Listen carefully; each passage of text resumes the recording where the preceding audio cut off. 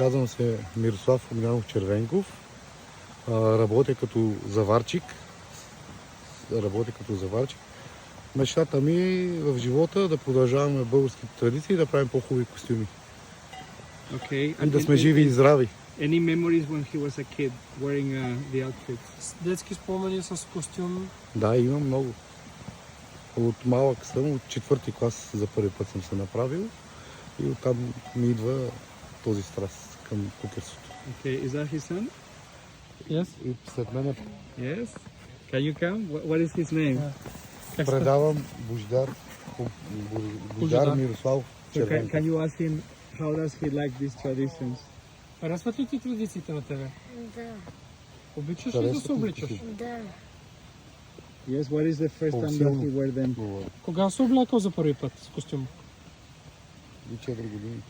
На 2 годинки беше. Кажете? Но преди 4 години, значи... повече от 4 даже, излъгах ви. На 2 годинки се облече за първи път. Кожи. When he was 2 years old. He took the costume for the first time. Very beautiful.